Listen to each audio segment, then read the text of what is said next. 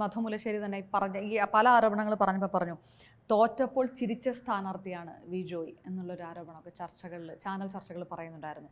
ഈ തെരഞ്ഞെടുപ്പിൽ ലോക്സഭാ തെരഞ്ഞെടുപ്പിൽ അങ്ങനെ മനഃപൂർവ്വം താങ്കൾ തോൽക്കാൻ ശ്രമിച്ചു എന്നുള്ള ഒരു ആരോപണമൊക്കെ ഒരു ഭാഗത്തു നിന്നൊക്കെ ആ സമയത്ത് ഉയർന്നിരുന്നതാണ്. അതൊക്കെയാണോ ഉന്നയിക്കുന്നത്? ഇല്ല, അത് അയാൾക്ക് വ്യക്തിപരമായിട്ട് എന്നെ ഒന്ന് തേജോവധം ചെയ്യണം. അയാളുടെ കാര്യങ്ങൾ നടക്കാതെ വന്നപ്പോൾ വ്യക്തിപരമായിട്ട് തേജോവധം ചെയ്യുന്നതിന് വേണ്ടിയിട്ട് അയാൾ പറഞ്ഞൊരു കാര്യമാണ്.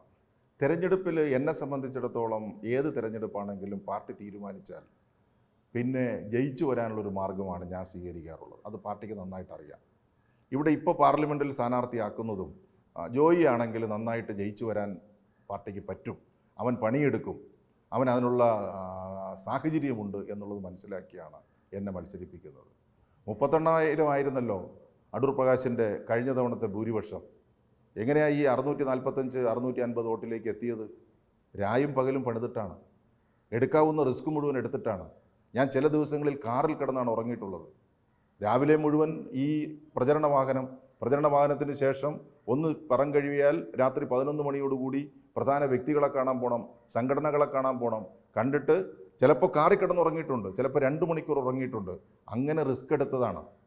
അതോടൊപ്പം എൻ്റെ പാർട്ടി സഖാക്കളും അങ്ങനെ നിന്നതുകൊണ്ടാണ്. ഞാൻ രാത്രി 11 മണിക്ക് വീട്ടിൽ ചെല്ലുമ്പോൾ അവരവിടെ കാത്തു നിൽക്കുകയാണ് പാർട്ടി സഖാക്കൾ, എന്നെയും കൊണ്ട് അവിടെ പോകാൻ വേണ്ടിയിട്ട്, ആ പ്രദേശങ്ങളിൽ പോകാൻ, കോളനികളിൽ പോകാൻ. അല്ലാതെ ഇയാൾ പറയുന്നത് പോലെ, ഇയാൾ തിരഞ്ഞെടുപ്പിൽ പ്രവർത്തിക്കാതിരുന്നത് പോലെയല്ല, വണ്ടിയിൽ നിന്ന് ഇറങ്ങാതിരുന്നത് പോലെയല്ല, നാട്ടുകാരൻ്റെ കാശ് പിരിച്ച് വീട്ടിൽ കൊണ്ടുവച്ചതുപോലെയല്ല. ഇതെല്ലാമാണ് ഞങ്ങൾ പ്രധാനമായിട്ട് പരിശോധിക്കുന്ന ഒരു പ്രധാനപ്പെട്ട പ്രശ്നം. ഇത് ഈ സമ്മേളനം കഴിഞ്ഞാൽ ഇയാളെ പരസ്യമായിട്ട് ഇത് പറഞ്ഞ് ഞങ്ങൾ പുറത്താക്കുമായിരുന്നു.